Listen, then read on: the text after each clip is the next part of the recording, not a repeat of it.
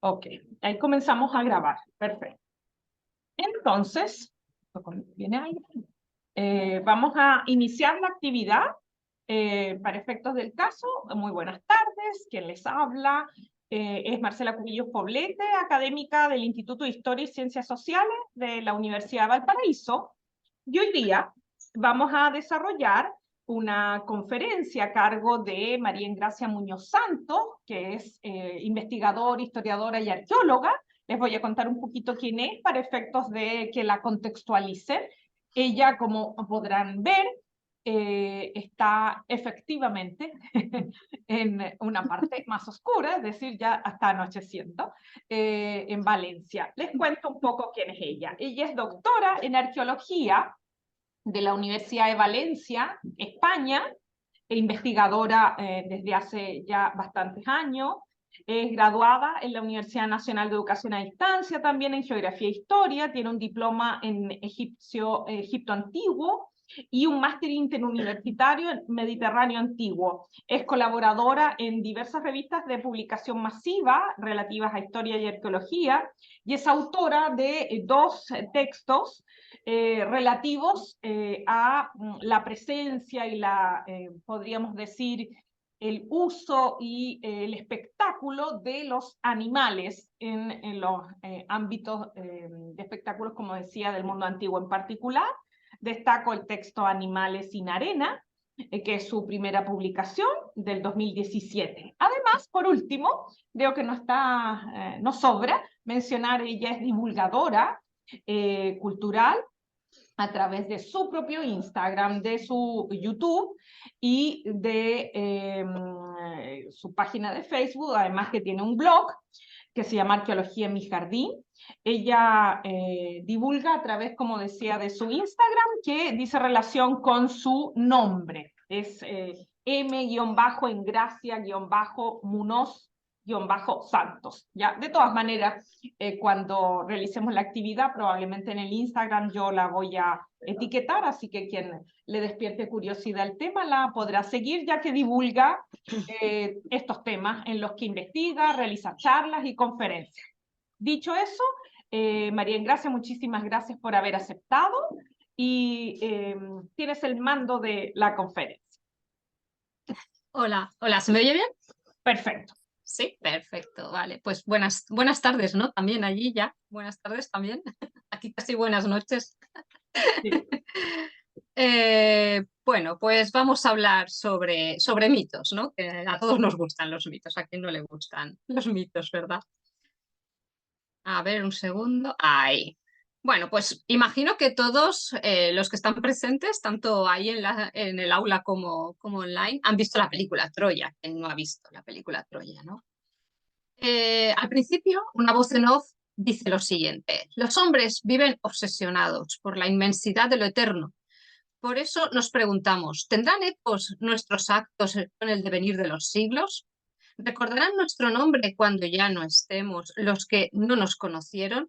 ¿Se preguntarán quiénes éramos? ¿La valentía que demostramos en la batalla? ¿O lo apasionados que fuimos en el amor? La verdad es que la película Troya es impresionante, es una de esas películas que hay que ver. Y bueno, nos sirve un poco de introducción este párrafo, ¿no? que dice la voz en off nada más empezar la película. Básicamente, el recordar el héroe y su heroicidad es lo que hace que este se convierta en un mito, ¿vale? El mito nace a partir del héroe, ¿vale? Pero debemos preguntarnos primero, ¿qué es un héroe? Deberíamos empezar por definir qué es un héroe. La RAE me lo da hecho, no hace falta que yo lo haga. Vamos a leer lo que nos cuenta la Real Academia de la Lengua Española. Dice, persona que realiza una acción muy abnegada en beneficio de una causa noble. También nos dice, persona ilustre y famosa por sus hazañas o virtudes. En un poema o relato, personaje destacado que actúa de una manera valerosa y arriesgada. O protagonista de una obra de ficción.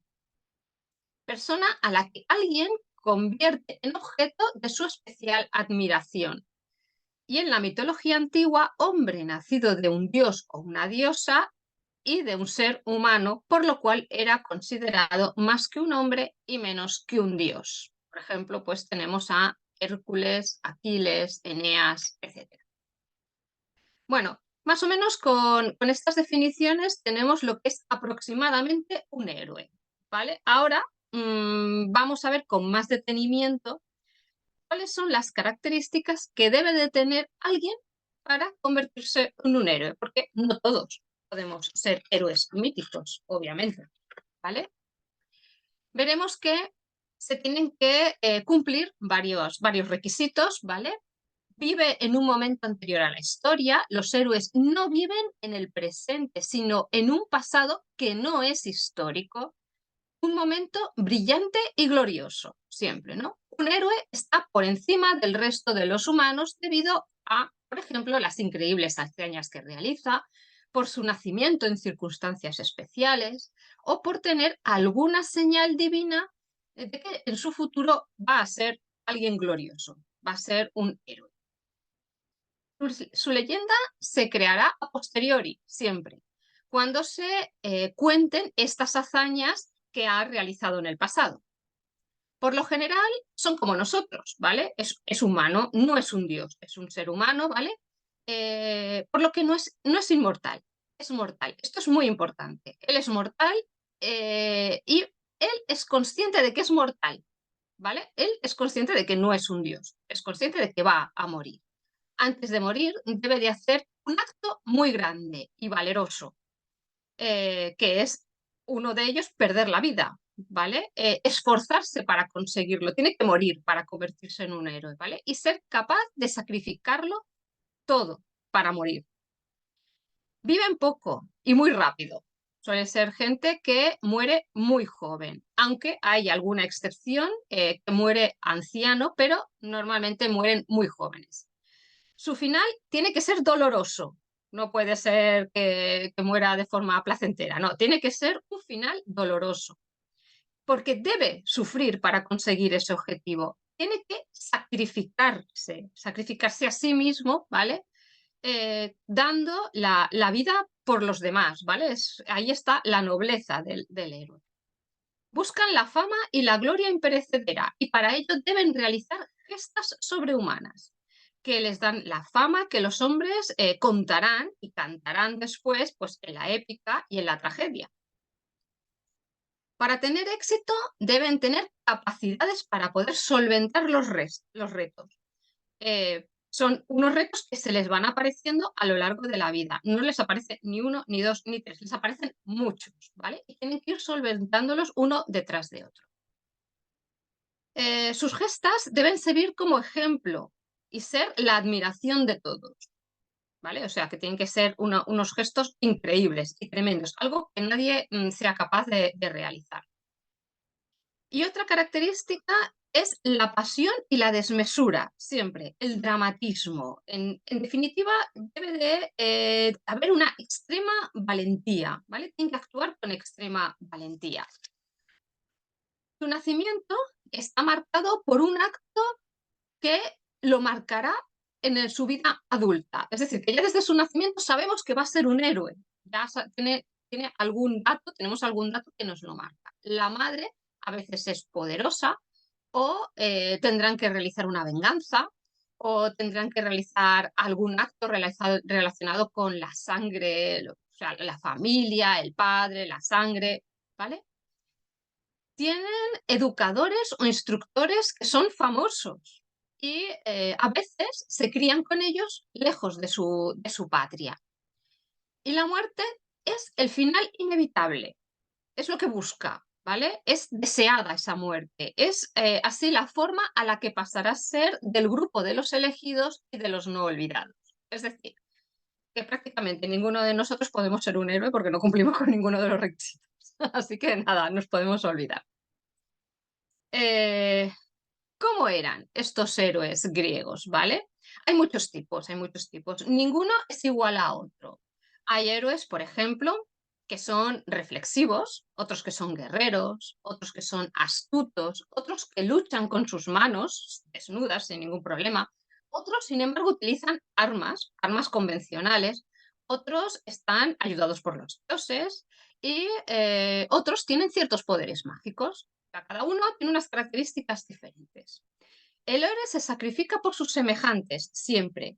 A veces tiene como misión fundar una comunidad nueva o dirigir a su pueblo hacia un lugar mejor, ¿no? Recordemos a Eneas, por ejemplo, ¿no? Resolver una cuestión o un enigma, ¿vale? Y todos ellos son hazañas cruciales y sobrehumanas que le darán esa fama tan deseada.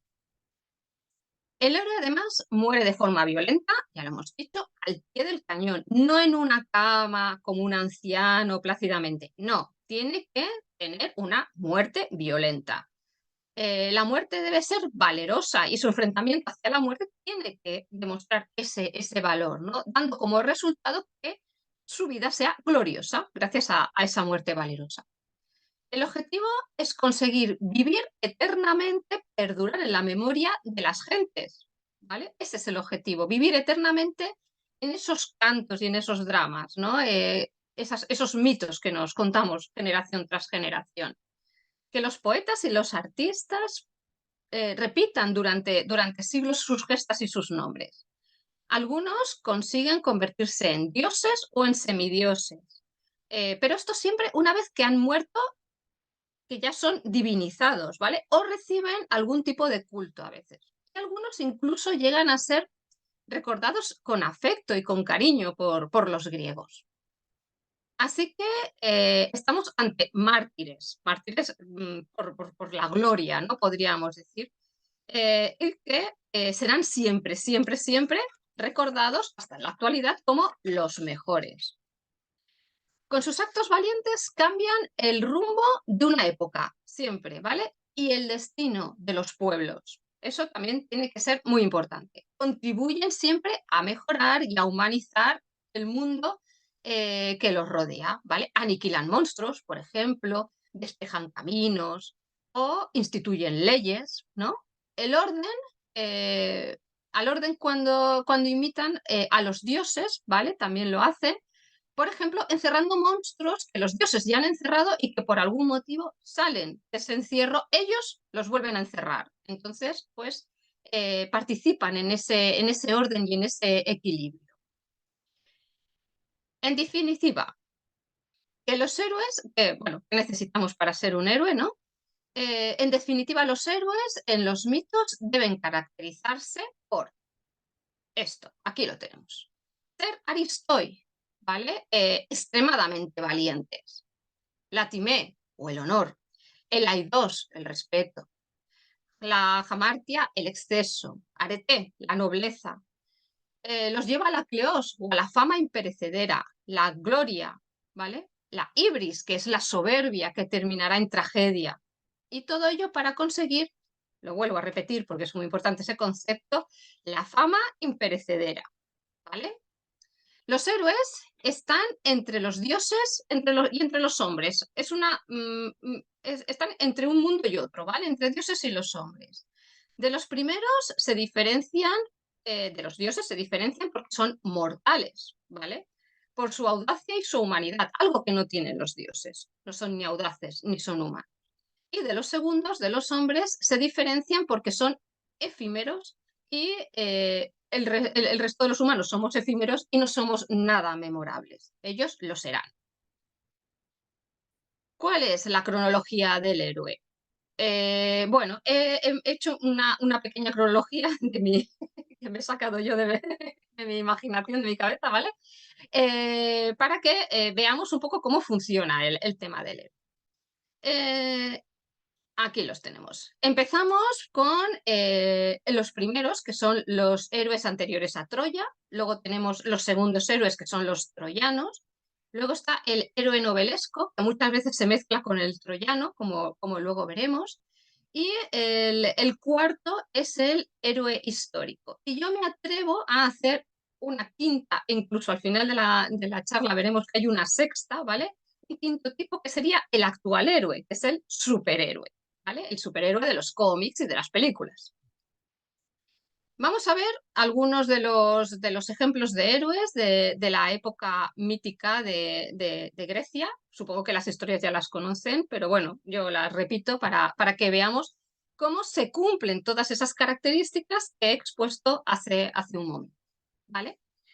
Entre los anteriores a Troya, no voy a hablar de todos, obviamente, porque son muchísimos. He escogido los que creo que destacan más, los más importantes y los que más me gustan, seamos sinceras.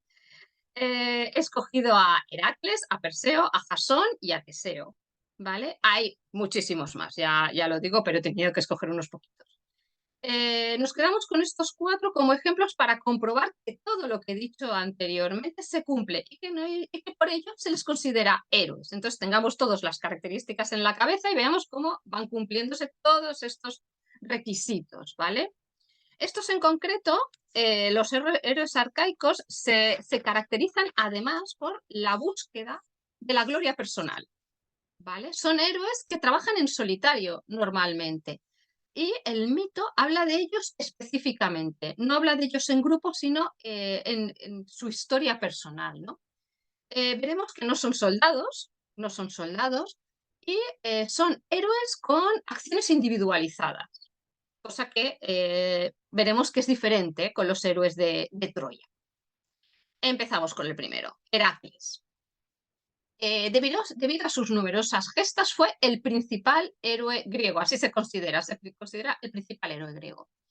Vestido con la piel del león de Nemea, aquí lo vemos en la imagen, se ve el ratón moverse, lo vemos aquí, ¿vale? Con la famosa piel del león de Nemea y armado con una clava, recorre el mundo conocido hasta el momento realizando muchas hazañas, muchísimas, es uno de los que más hazañas realiza. Era hijo de Acmena, que era mortal, pero el dios Zeus, ¿vale? Que le puso los cuernos a su mujer Hera con Almena.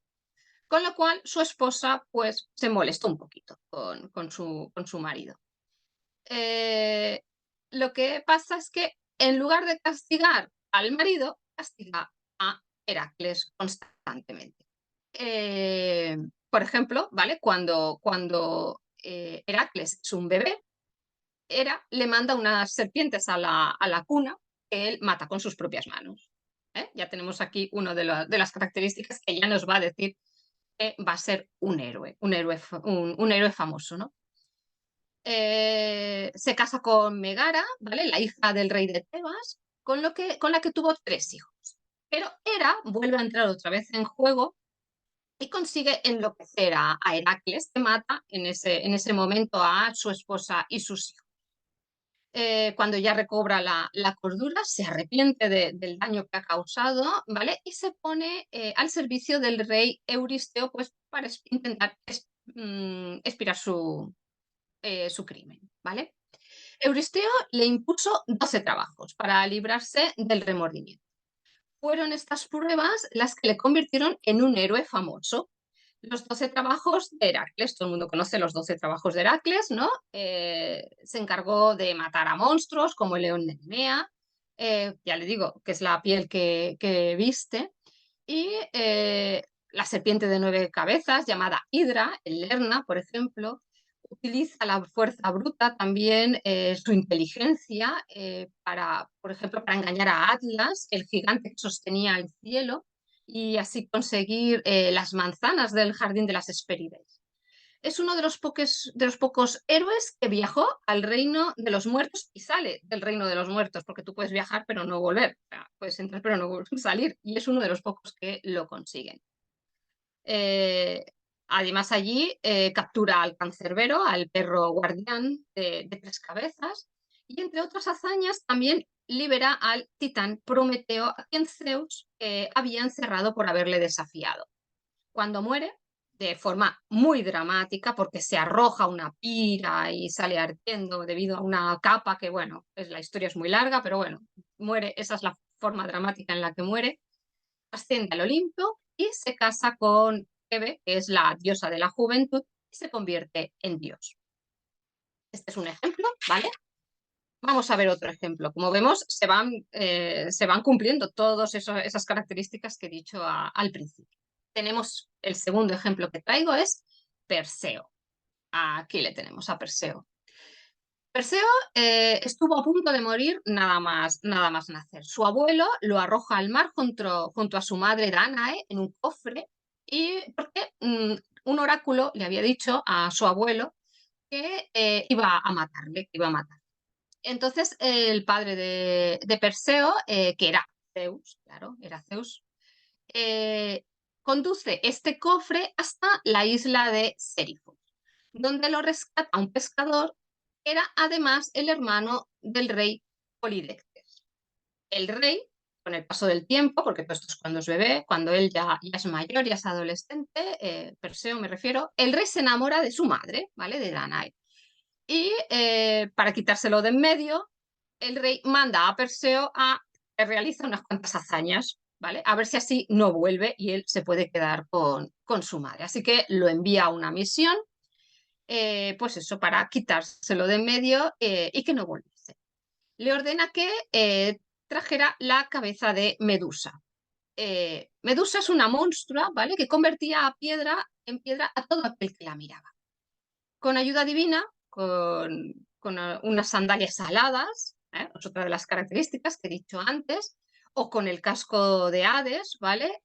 Lo hace invencible, se convierte en invencible, y Perseo corta la cabeza a Medusa ayudándose de una treta. También era otra de las características que estábamos comentando. La treta pues era ver el reflejo de Medusa en su propio escudo para no convertirse en piedra. Bueno, cuando regresa a la isla, de regreso a la isla, con la cabeza en la mano, obviamente, ¿vale? Pasa por Etiopía, donde se encuentra con Andrómeda, que estaba atada, encadenada a unas rocas, porque tenía que ser devorada por un monstruo marino. Mata al monstruo, ¿vale? Libera a Andrómeda y juntos regresan a Sérifos. Perseo enseña la cabeza de Medusa a Polidectes, que es el trofeo que esperaba que el rey trajese, ¿vale? Y le convierte en piedra. Y entonces lo que hace es poner en el trono a la persona que le había recogido del agua y había cuidado de él. ¿Os acordáis? Que era el pescador este, ¿vale? Se llamaba Dictys. Pone en su lugar al hermano del rey, a Dictys, y con su madre, Danae, y su esposa Andrómeda, regresan a la patria de la que habían partido. Así que vemos cómo otra vez se cumplen o la mayoría de las características. Vamos por el siguiente. Jasón. Jasón era hijo de Esón y Alcimede, que eran reyes, los reyes de Iolcos. Cuando era niño tuvo que salir de su ciudad cuando su padre fue destronado por su tío Pelias. Ya de joven reclamó el reino que le pertenecía por derecho, y su tío, para quitárselo de encima también, le envía a una misión. Esto de enviar a los sobrinos, nietos, hijos a misiones era muy socorrido, ¿no? Claro, las misiones tienen que ser muy arriesgadas para que no vuelva vivo. Entonces, pues nada, si volvía vivo, lo conseguía, si conseguía cumplir con la misión, le devolvería el trono.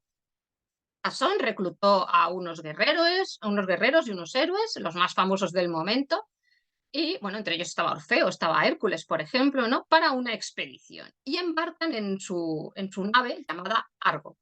De ahí la palabra argonauta, ¿vale? Porque vamos a hablar ahora de Jasón y los argonautas. Así llegan a la Cólquide donde estaba el vellocino de oro, que es lo que tenía que llevar a su tío, ¿vale? Tenía que llevarle ese objeto para recobrar el trono. Para poder conseguirlo tenía que llevar a cabo unas cuantas hazañas, como pues dominar, por ejemplo, ¿no? A dos toros que tenían las pezuñas de bronce y echaban fuego por la boca, nada más y nada menos. Ya están ahí los monstruos otra vez. Medea, que era la princesa, la hija del rey de la Cólquide, y era hechicera además, se enamoró perdidamente de él, porque claro, tiene que haber amor, si no, los héroes tienen que enamorarse, si no, no vale, tienen que enamorarse también. Y le ayuda.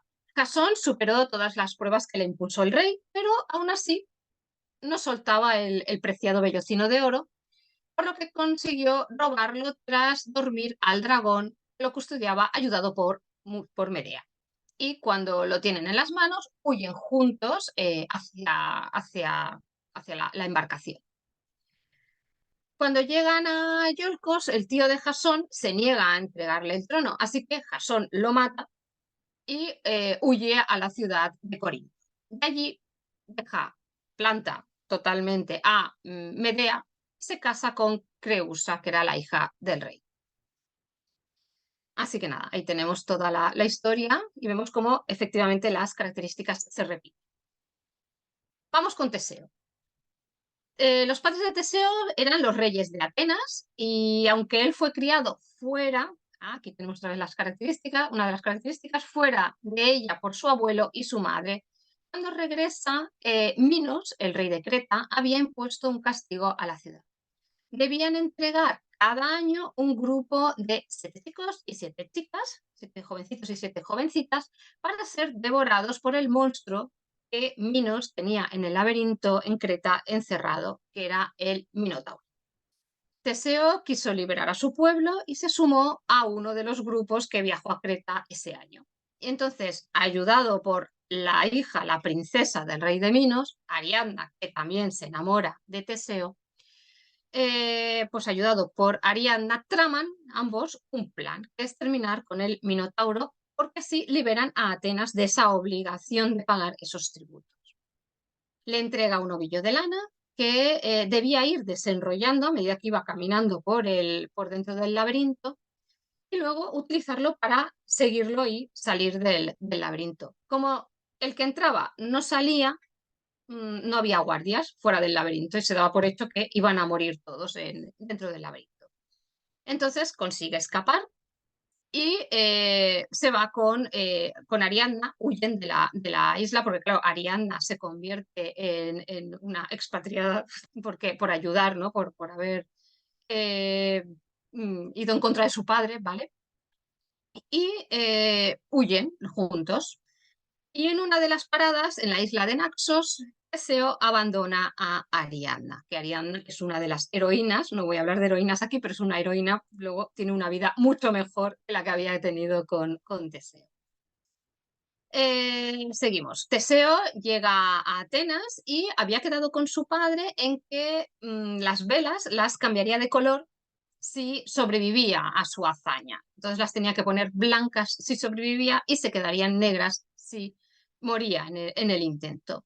Y se le olvidó como buen hijo, a veces olvidamos las cosas que nos dicen los padres, pues se le olvidó cambiar esas velas y el padre se suicidó pensando que su hijo había muerto antes de que el barco atracase en puerto. Bueno, hasta aquí estos héroes que son, digamos, pre-troyanos, ¿no? Podríamos decir, o anteriores a Troya. Ahora vamos a hablar de los héroes troyanos. He elegido 3. He elegido los 3 que más me gustan, mis 3 favoritos, los 3 creo que son los más importantes. Aquiles, Héctor y Odiseo. Como veremos, de nuevo se repiten las características que hemos comentado antes, pero además, en este caso, se añade que ellos luchan por la defensa de la comunidad y lo hacen en equipo, lo hacen en grupo. Todo esto es importante, por lo que luego veremos más adelante que voy a hablar de otro tipo de ellos, ¿vale? Ellos luchan eso, pues luchan en equipo y luchan en guerra, son soldados. Lo que hemos visto hasta ahora no eran soldados, estos sí que son soldados. Pues empezamos con Aquiles. Aquiles era el hijo de la Nereida Tetis y del mortal Peleo. Supongo que estos serán más conocidos, por lo menos si hemos visto la película de Troya, así que sabremos quiénes son, ¿no? Cuando era pequeño, su madre le sumergió en las aguas del río Estigia, que lo haría invulnerable, ¿vale? Si moría, no podría morir, sería inmortal, pero lo cogió de bebé por los talones, lo sumergió en el agua y los talones se quedaron sin mojar por las aguas. Así que ahí estaba su punto débil, el talón de Aquiles famoso. Fue uno de los participantes de la guerra de Troya y a pesar de que él sabía que iba a morir durante la toma de la ciudad, porque su madre le avisa, si quieres la gloria morirás en la batalla, y si no, pues quédate en casa y te casarás y tendrás hijos y tendrás una vida tranquila, y él no, él decide ir a la batalla porque quiere esa gloria, ¿no? Él se enrola en la batalla esta contra la ciudad de Troya, porque Agamenón es el líder del grupo que acude a luchar contra la ciudad de Troya. El líder, Agamenón, le falta el respeto y lo humilla. Humilla a Aquiles, le falta el respeto públicamente. Aquiles, herido en su orgullo, decide dejar de ayudar a Agamenón y no combate hasta que éste le pida perdón. La guerra no iba demasiado bien para los griegos, iba a favor de los troyanos y finalmente los troyanos son derrotados. Héctor mata al mejor amigo, supuestamente lo de amigo, porque también esto es un poco el mejor amigo de Aquiles, Patroclo, no sabemos, amigo, amante, familiar, no sabemos, aunque se supone que parece ser que podría ser su amante, ¿no? Mata a Patroclo, ¿no? Y entonces Aquiles monta en cólera y cae con todo su odio y toda su maldad sobre los troyanos. Aquiles piensa en vengarse de Héctor y finalmente ambos se enfrentan en un combate singular, decidiendo Aquiles. Pero el héroe no podía escapar a su destino, claro, o sea, vence a Héctor, pero tiene que morir, lo sabemos, tiene que morir. Y entonces Paris, hermano de Héctor, el hermano pequeño de Héctor, guiado por la mano de Apolo, dispara una flecha que hiere mortalmente a Aquiles en su talón. Talón de Aquiles, vamos, vamos. Tenemos a Héctor. Héctor es la otra parte, es troyano. Hemos visto ahora a un griego, ahora vamos a ver a un troyano. Era hijo del rey de Troya, Príamo, y de la reina Écuba, y estaba casado con Andromaca, que era hija también de un rey, el rey de los cilicios, con quien tenía un hijo. Como comandante de las fuerzas de la ciudad de Troya, su contribución a la resistencia frente al ejército griego fue decisiva. O sea, él era el que protagoniza la defensa de Troya realmente. Pero nos tenemos que fijar en que aquí vemos cómo dos personajes completamente diferentes, con características diferentes, ambos pueden convertirse en héroes. Tenemos Héctor es la antítesis de Aquiles, ¿vale? La Ilíada comienza con Aquiles y termina con la muerte de Héctor. O sea, empieza con uno y acaba con otro. Es muy curioso, ¿no? Y mientras que Aquiles es violento, Héctor es pacífico. Aquiles ama a muchas mujeres y Héctor es fiel a su esposa.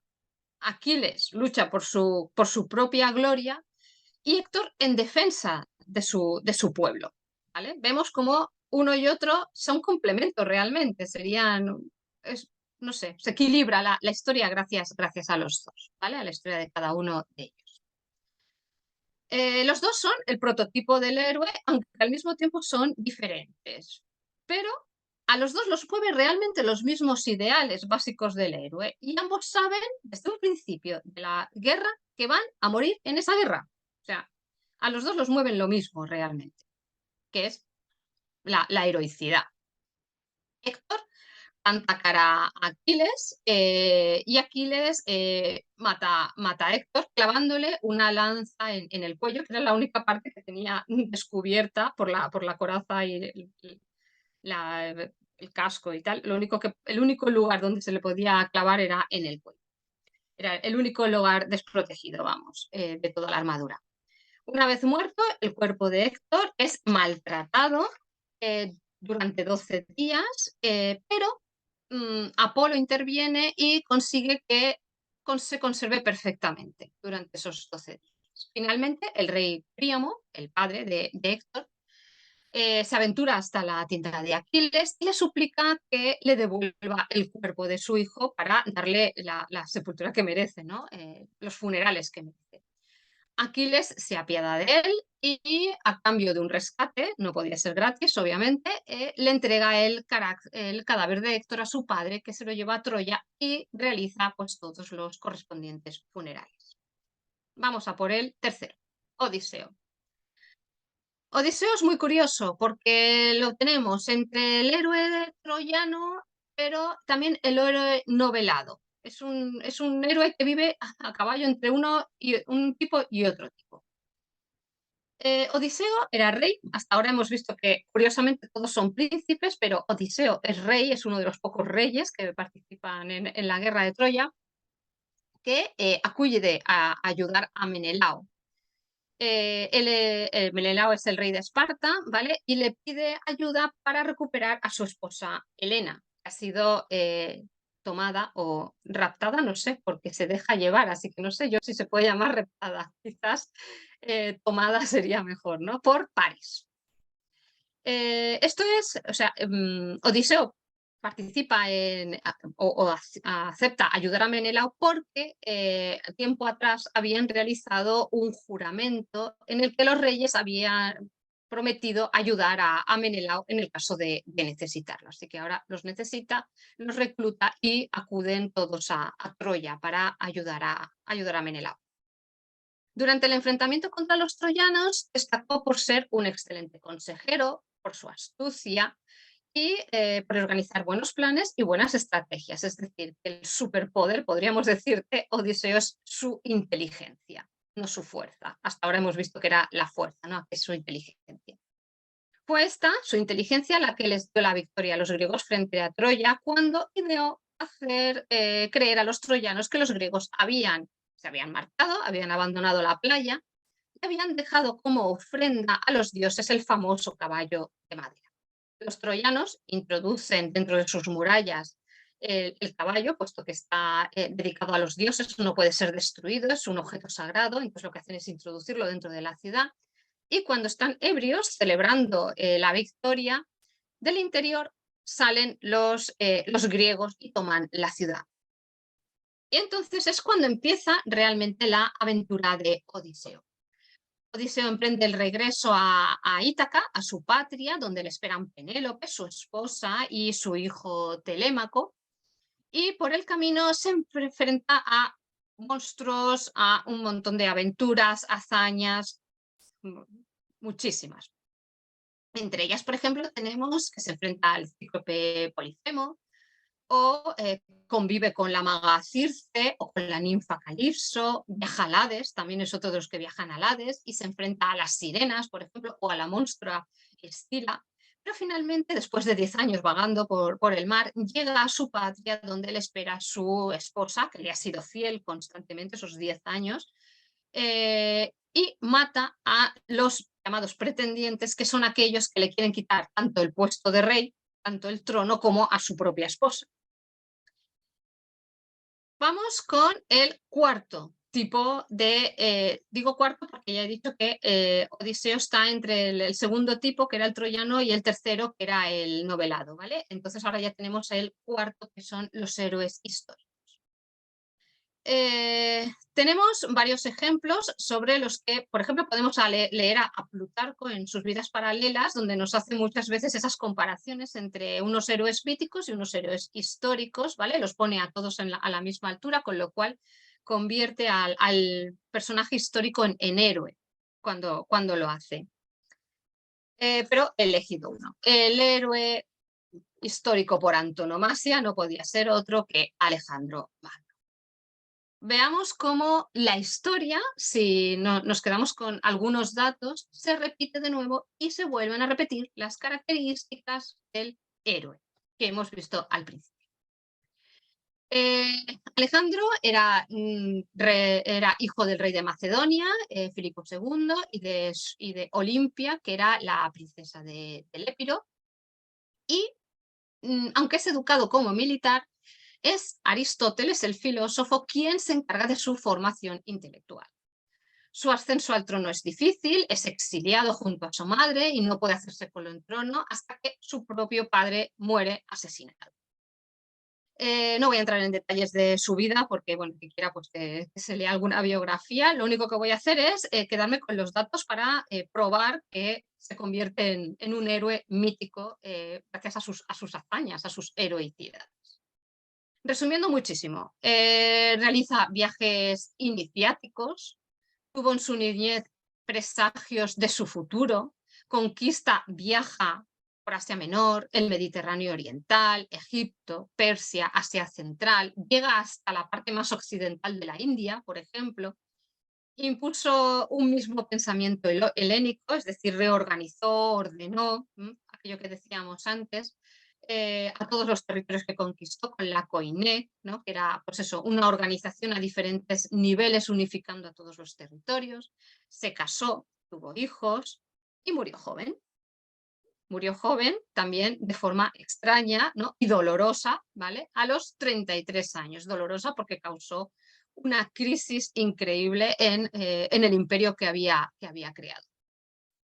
Bueno, creo que todos hemos empezado a darnos cuenta de que, bueno, que todo nos suena, ¿verdad?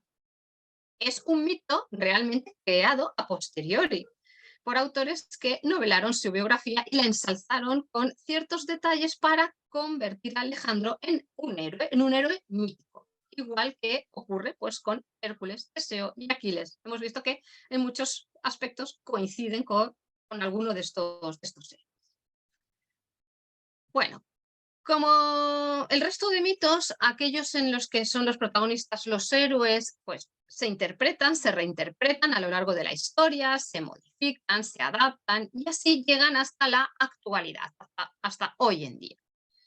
Eso también pues, nos pasa en la historia más cercana, en la historia actual, y he traído varios ejemplos de héroes míticos. ¿Vale? Tenemos, por ejemplo, al hombre enmascarado o Phantom, depende de dónde lo leamos. Voy a contar un poco la historia de este superhéroe y veremos cómo de nuevo se repiten las mismas características. En 1536, Phantom, ¿vale? El héroe enmascarado, Phantom, va navegando en un barco mercante inglés y es atacado en aguas del Pacífico por piratas. El único superviviente es el hijo del capitán del navío, que se llama Christopher Walker, que alcanza a nado la costa, donde es encontrado por unos pigmeos, quienes le curan, le cuidan y jura la destrucción de la piratería, la avaricia, la crueldad, la injusticia en todas sus formas. Usando un disfraz, Christopher se convierte en el primero de quienes luego serían conocidos como Phantom, porque cada vez que uno de ellos moría dejaba en herencia tanto el disfraz como los objetivos, de manera que esto fue pasando generación tras generación, tras generación, tras generación, convirtiéndose así en un mito porque nunca muere. ¿Vale? Esa característica sí que la tiene, aunque sabemos que muere, porque su hijo hereda el disfraz. Es decir, el héroe sigue muriendo en cierto modo, aunque no es el personaje el que muere, ¿vale? Así se crea esta leyenda, este mito, y se convierte en un fantasma vengador, ¿vale? De ahí Phantom. No se sabe cuál de estos dos personajes se crea antes, ¿vale? Hablamos también de Superman, se crean los dos prácticamente en el mismo momento histórico, ahora hablaré de él, del contexto histórico. Superman, que no conoce a Superman, ¿no? Además, este chico lo hace muy bien, muy guapo, de Superman. Superman nace en el planeta Krypton, creo que esto ya lo sabemos todos, pero bueno, yo lo repito para quien no lo sepa. Nace del planeta Krypton y cuando es bebé, sus padres le envían a la Tierra en una pequeña nave espacial. Nos suena, ¿verdad? Todo esto nos suena de algo, ¿no? Lo mandan en una nave espacial unos momentos antes de que su propio planeta sea destruido por un cataclismo nuclear.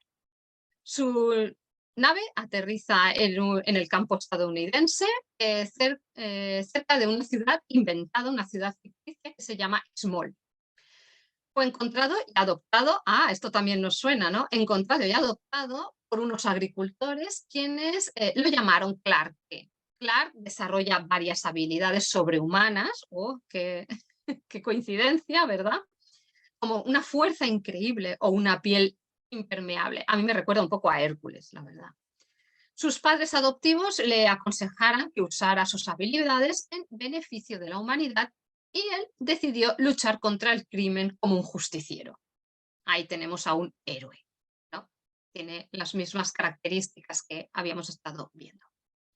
Ambos personajes, ambos superhéroes, se crean en los años 30 en Estados Unidos Y estos años son los de una crisis económica, no sé si la conocerán, la llamada Gran Depresión, debido al crack del 29, que fue una crisis que fue a nivel mundial. Empezó en Estados Unidos, pero pasó a todo el mundo.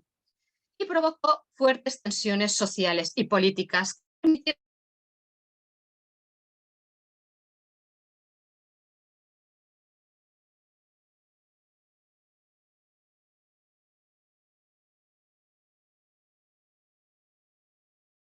Cuando surge la necesidad de tener unos héroes con fuertes valores con los que poder educar a la gente, ¿no? Y a los que poder imitar. Esto también era una característica, ¿verdad? Que estábamos diciendo de los héroes de la antigüedad.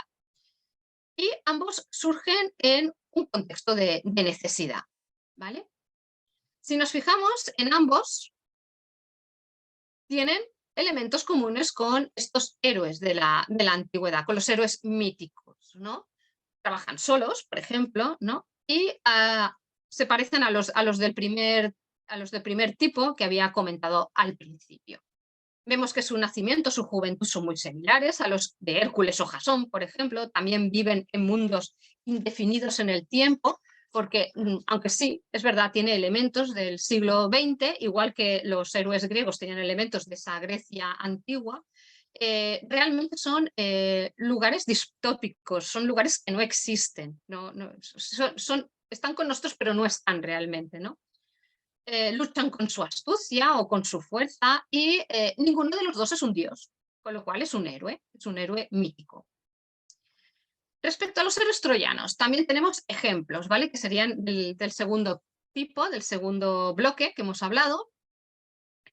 También tenemos ejemplos en la mitología actual y son los grupos de héroes que luchan en batallas. Y tenemos a los Vengadores, por ejemplo. Los Vengadores luchan en grupo en batallas. Estos se parecerían a los héroes troyanos. Ellos son creados en los años 60, son un equipo ficticio de superhéroes que aparecen en cómics estadounidenses publicados por Marvel. Fijémonos que también los podemos encontrar llamados, curiosamente, como los héroes más poderosos de la Tierra. O sea, ya nos están diciendo que son héroes que se van a convertir en mitos. Los Vengadores originalmente estaban compuestos por Ant-Man, Hulk, Iron Man, Thor, Avispa y el Capitán América. Y luchan contra enemigos que ningún superhéroe por sí solo podría derrotar. O sea, tenemos ahí el paralelo con la guerra de Troya, ¿verdad? Es muy parecido. Tenemos otro ejemplo, la Liga de la Justicia. Nace también en los años 60 y originalmente está compuesta por Superman, Batman, Wonder Woman, Flash, Linterna Verde, Aquaman y Detective Marciano. De nuevo, aparecen en un momento de crisis, los años 60. En esta década se asiste a los momentos de mayor conflicto político entre Estados Unidos y la Unión Soviética, en lo que se llama la Guerra Fría, y que surge al finalizar la Segunda Guerra Mundial. No hay que olvidar que los propios héroes míticos reaparecen en la actualidad en este contexto de los héroes. O sea, siguen repitiéndose aquellos antiguos héroes míticos, pues, por ejemplo, como Heracles, que aparece como hijo de Zeus y bendecido con una superfuerza en varios cómics de Wonder Woman, o Jasón, que es el hermano de Wonder Woman y tiene poderes parecidos a los de ella. Perseo también aparece como hijo de Zeus en varios cómics de DC. Aquiles aparece también junto al Capitán Marvel.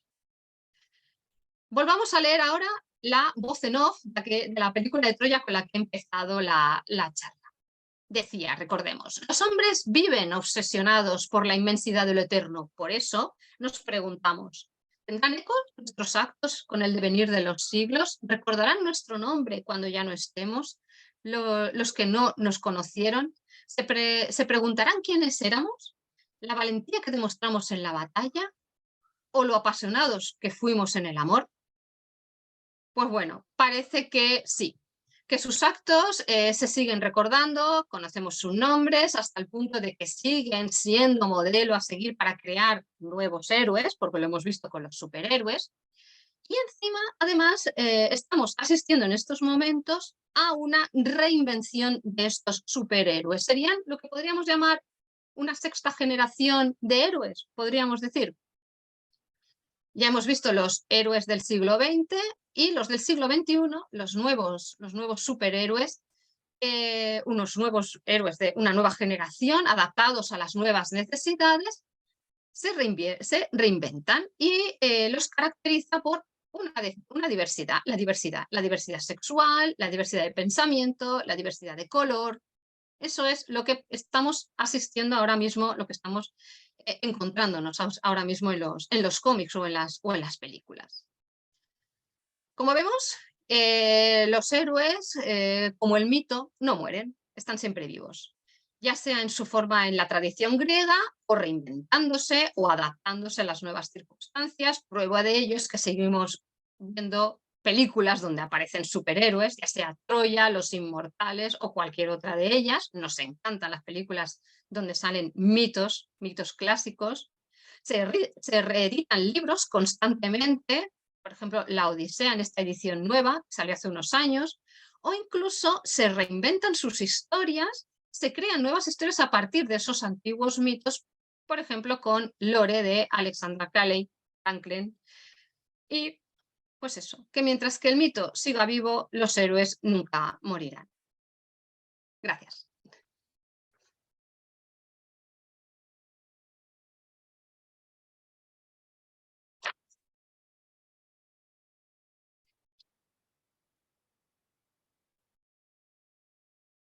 No te oigo.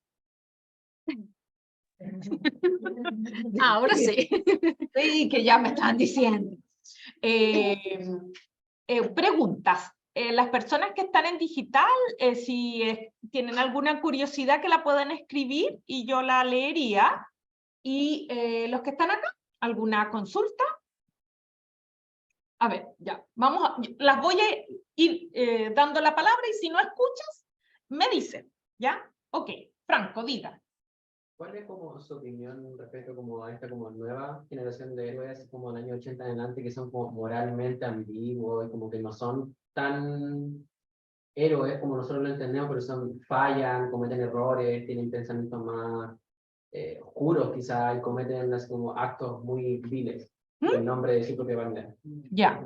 ¿Escuchaste? Más o menos. La época es lo que no he oído. El periodo que ha dicho. ¿Qué opinas de los héroes más post años 80 que muestran, digamos, debilidad, fallan, flaqueza y indirectamente han construido como una nueva forma de héroe? ¿Qué opinas de eso?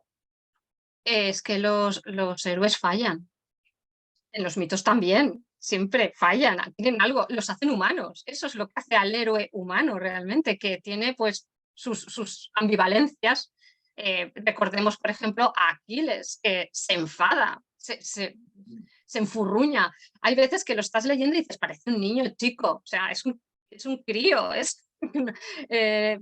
Entonces, realmente, quizás en los años 80 lo que hacen es destacar esas características por el contexto histórico, probablemente, porque así la gente se puede sincronizar mejor con ese héroe, por ejemplo, ¿no? Pero debemos recordar que yo aquí he ensalzado todos los puntos buenos del héroe para convertirse en héroe, pero podría haber hecho una conferencia al revés, destacando aquello que lo hace, que lo hace humano, que Ulises se pasa la Odisea lloriqueando, por ejemplo. Eso de héroe tiene poco. Seamos sinceros, se pasa toda la Odisea llorando. En todo momento llora, siempre está llorando. Entonces, claro, quizás yo he destacado aquí todos los puntos para que se conviertan en héroes, pero podríamos hacer una conferencia paralela en la que estuviésemos destacando todos los errores que cometen, todo lo que hacen mal y por qué son malos, en cierto modo. Quizás las personas que crearon estos héroes en los años 80 quisieron destacar esto por algún motivo, ¿no? Pues probablemente por el contexto histórico, porque siempre se crean, los héroes siempre se crean en un contexto histórico con unos objetivos. Si me permite, María Engracia, creo que puede agregarse un elemento que puede ser interesante a considerar, que entre el mundo clásico y el mundo cristiano, el héroe se va cargando de cierta condición moral, y moralmente buena, éticamente correcto, cuestión que los héroes, digamos, precristianos no tienen.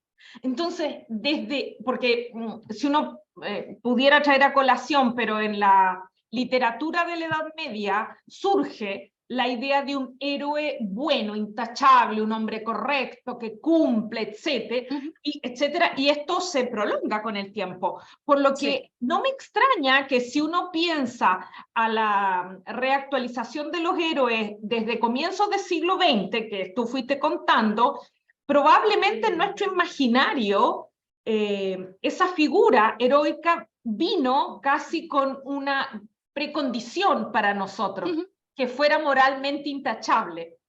Y así me da la impresión que se prolongó por unos años, hasta que empiezan a aparecer estas figuras con más matices.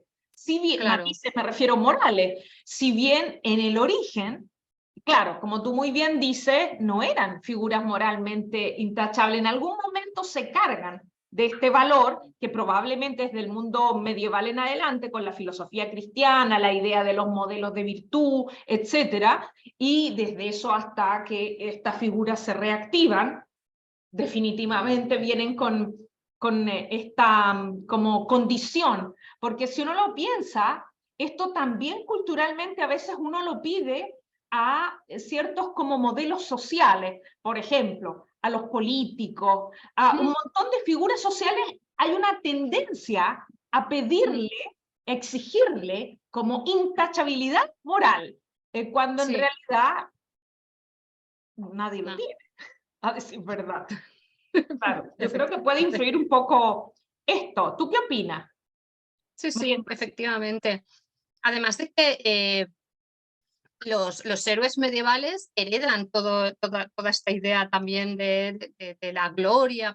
Por ejemplo, podemos pensar en Lancelot, ¿no? Los caballeros de la tabla redonda y cómo van pasando, yo qué sé, Robin Hood, por ejemplo, ¿no? Tenemos todos estos personajes, pero cómo es eso, se van modificando y se van adaptando a los momentos, ¿no? Robin Hood es un héroe, es un héroe mítico, pero tiene sus cosas malas. O sea, mata, por ejemplo, algo que la moral cristiana no lo tendría muy bien aceptado, ¿no? Roba a los curas, roba a los... Entonces, sí, lo que pasa es que todo depende del punto de vista que le quieras dar. Entonces, quizás estos héroes de los años 80 han querido destacar estas cosas que son menos buenas, ¿no? Digamos, pero vamos, que podemos hacer, ya lo digo, exactamente igual con todos los héroes, sacarle lo malo y hablar de lo malo en lugar de lo bueno. Ok. Son humanos, es que son humanos, o sea... Paso a otra pregunta, que está más lejos, así que sospecho que la voy a tener que repetir, pero dime tú, ¿alguien más viene? Ya, y ahí vamos contigo, dime. Me preguntaba en que si es que con lo que ya tenemos ahora actualmente de esta probablemente sexta generación de héroes, ¿se podría proyectar a futuro alguna como regresión a lo que antiguamente conocíamos como, por ejemplo, los primeros héroes? O sea, siempre el mismo concepto, de que el héroe nunca va a ser como fuera del ámbito de la nobleza. Ya. Ok, creo que entendí. Él pregunta desde el rincón de la sala si tú crees que es factible que así como la figura del héroe se fue transformando y hoy, digamos, acogiendo la propuesta que tú haces, nos encontramos en esta sexta generación, digamos, de nuevos héroes diversos, ¿existe una posibilidad que nuestro imaginario social, creo que por ahí va, se recupere la figura original pura del héroe, o sea, este héroe miembro de la nobleza, con ciertas características muy puntuales? ¿Tú crees que puede haber una nueva evolución y en esa evolución una suerte de retroceso, aunque entre comillas no es retroceso, pero yo creo que entendiste la idea?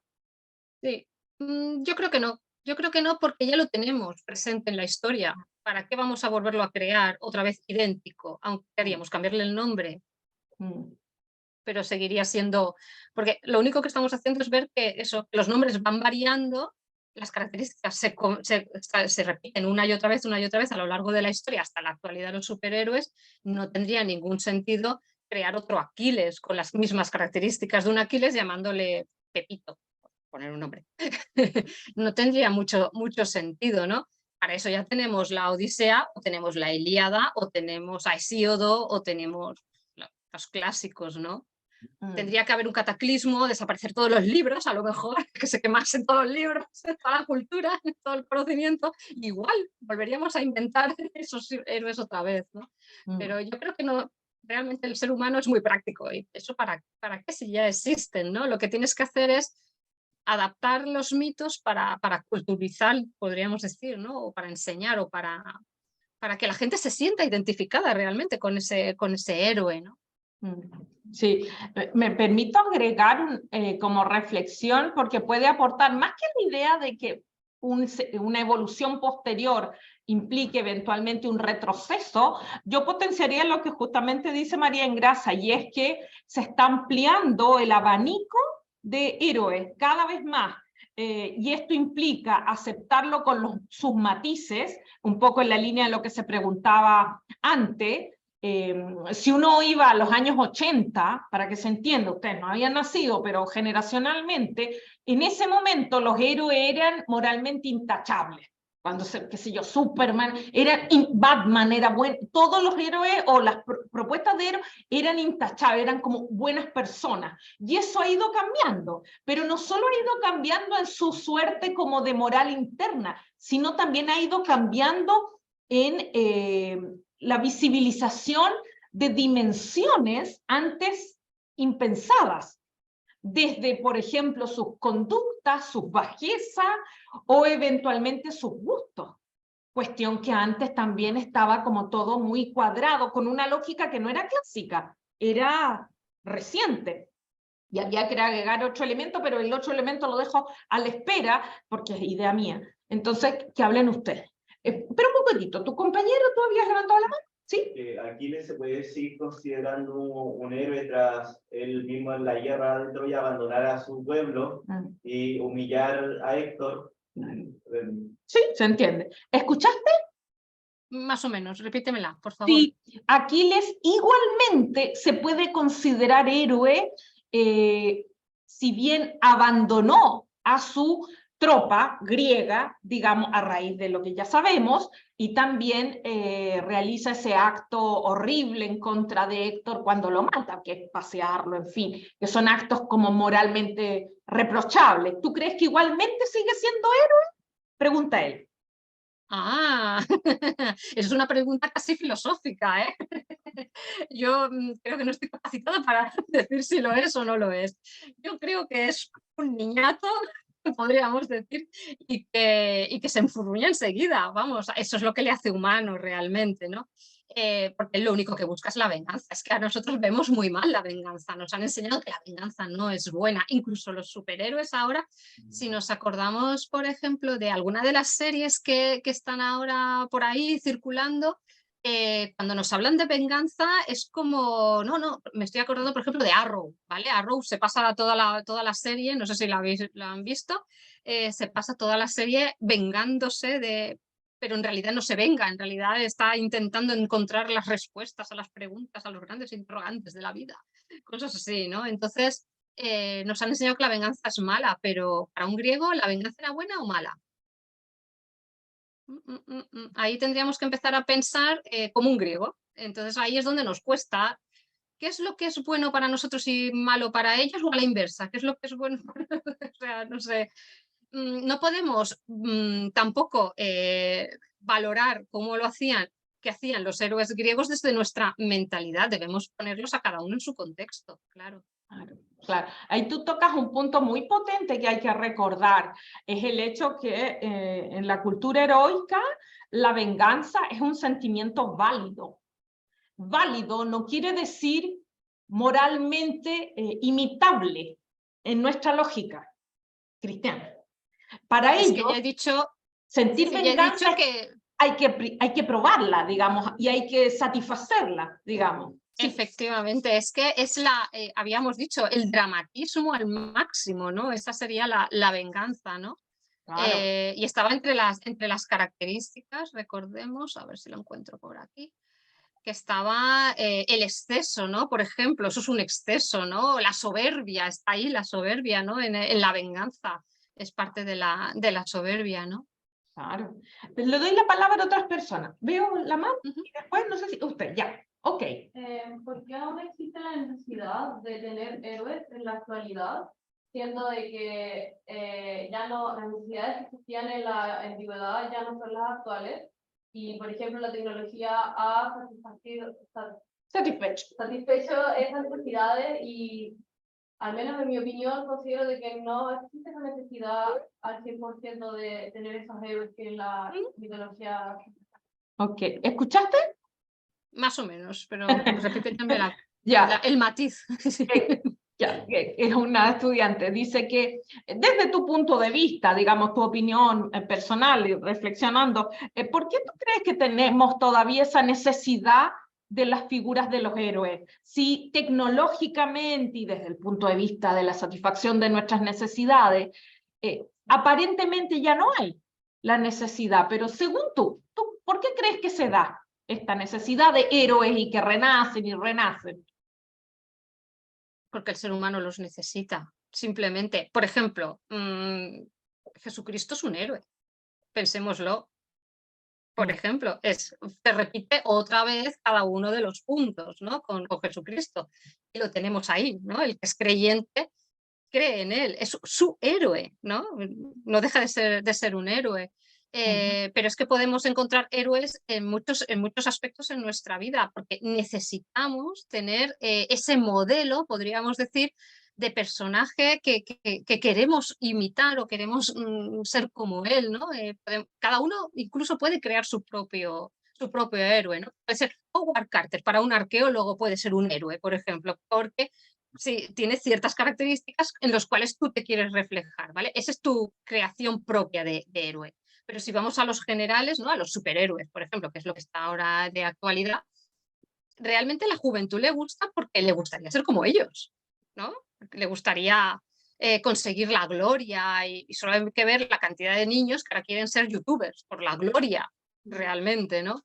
Entonces es como una necesidad humana el tener a ese personaje al que agarrarte, ¿no? Y que muchas veces cuando llegas a un momento de desesperación en tu vida dices, pues, quisiera ser como Superman y poder conseguir ser famoso o conseguir el amor de la chica, o no sé, es una necesidad humana. Yo creo que siempre existirán héroes mientras exista el ser humano, porque tenemos esa necesidad. Y si no, crearemos los héroes, pueden ser, pues eso, pueden ser propia creación nuestra, ¿no? No tienen por qué ser estos héroes que nos manda el mundo comercial, porque en realidad te los están mandando el mundo comercial, ¿no? Pero puedes crear tus propios héroes. Ya. Y la última pregunta aquí en sala y paso de ahí a la digital, que vi que había una pregunta. Sí. Era respecto al héroe de la quinta generación, más específico los de DC, que son más cercanos a lo divino que a lo humano. ¿A cuál? Que son más cercanos a lo divino. ¿Ya? ¿Qué pasa con eso? Si deberíamos llamarlo héroe, por ejemplo, como Superman o héroe de la Liga de la Justicia, tienen como una moral muy perfecta y tienen poder que ya no, que se le podría como comparar con los de ese bien. Pero, discúlpame, no entiendo bien la pregunta.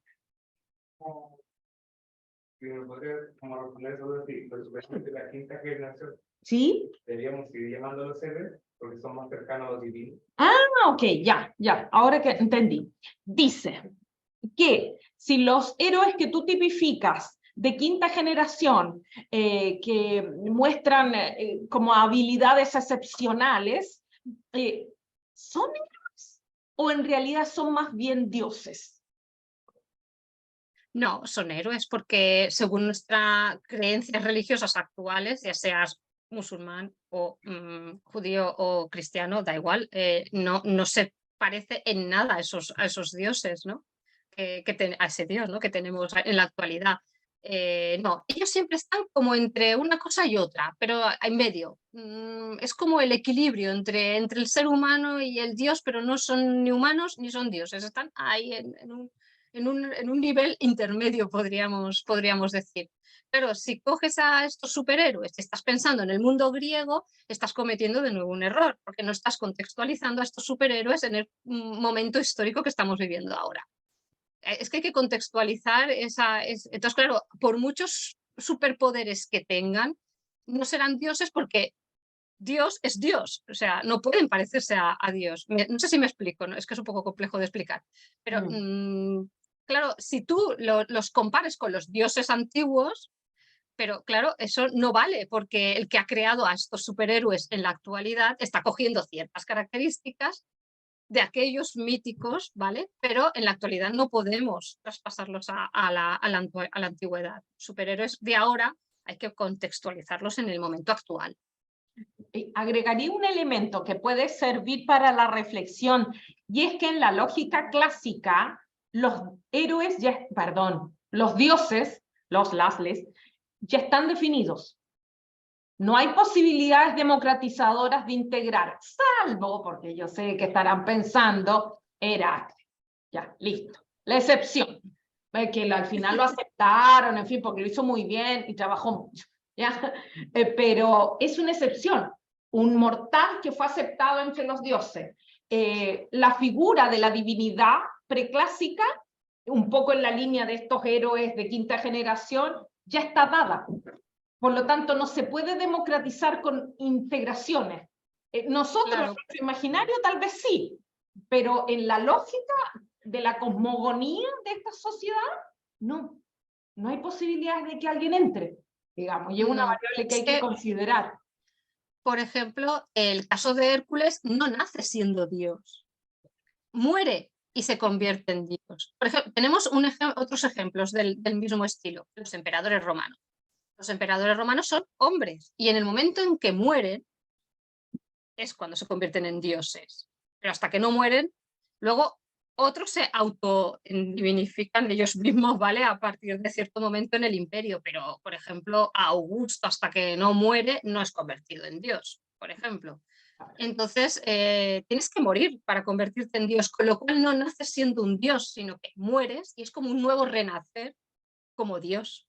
Por eso, en el caso de Heracles, se vuelve a casar y todo, se casa con una diosa. Le doy la palabra a una persona que se me había ido y que no la había notado. Ya, sí.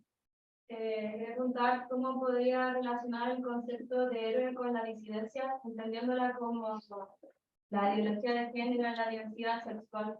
Sería como, la temática sería como una ideal que quisiera como alcanzar, como de evolución. ¿Entendiste?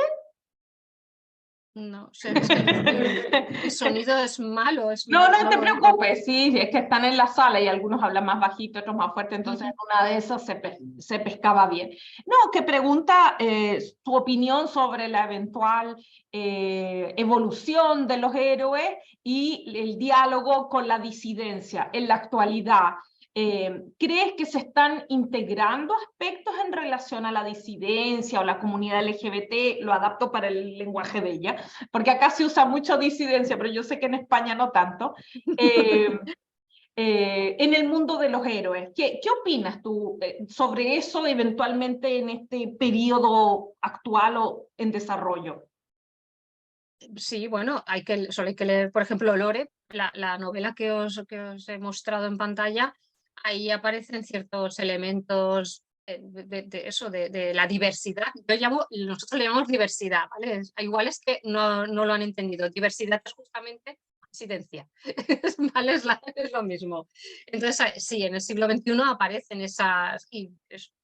Solo hay que leer la novela, que últimamente está muy de moda, la novela mítica y mágica y entre la gente joven, además, entre los adolescentes. Aquí en España es un boom, vamos.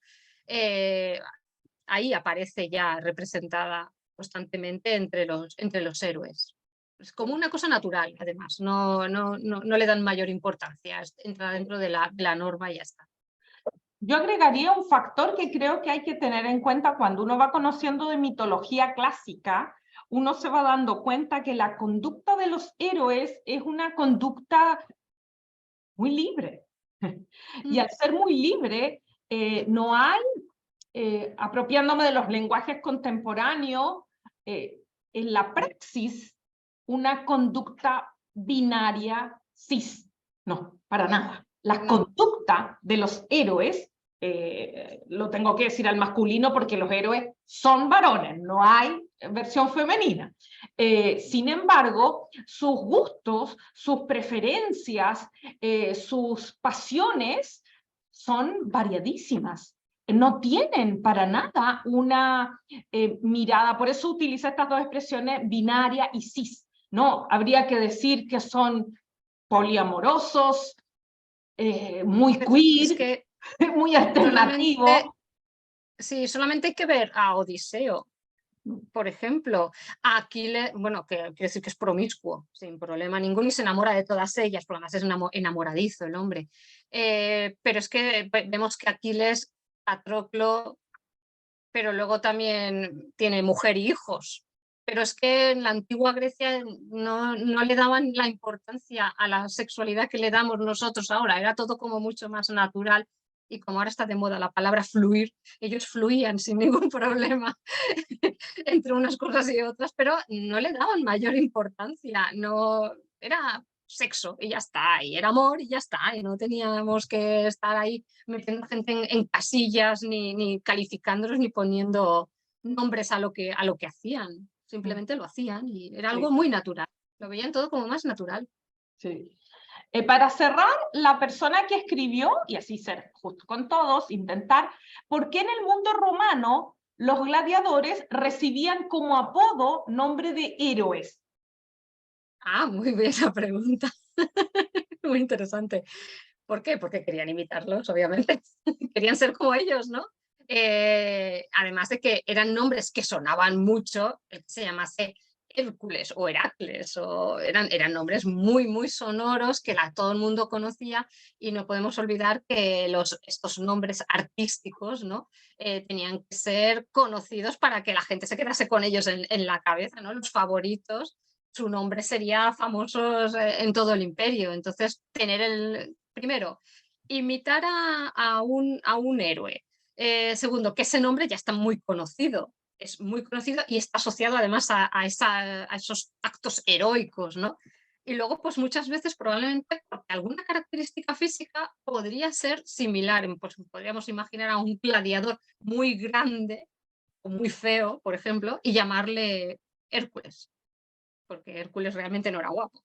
Según dicen las fuentes, era muy feo y muy peludo. Pero bueno, entonces igual pues, tenemos a un gladiador peludo, con mucho vello, y le llaman Heracles, porque es un apodo y se quedó como nombre artístico. Pero claro, es muy interesante siempre el parecerte a alguien, pero bueno, en la actualidad hay actores, actrices que se cambian el nombre y se ponen el nombre pues, de algo que de algún héroe o de algún personaje o incluso de algún actor anterior que ya murió y que quieren emularlo. Eso es también muy humano, ¿no? Perfecto. Entonces, concluimos. Voy a girar la cámara para que veas al grupo y le damos un aplauso mientras yo lo muestro. Hola.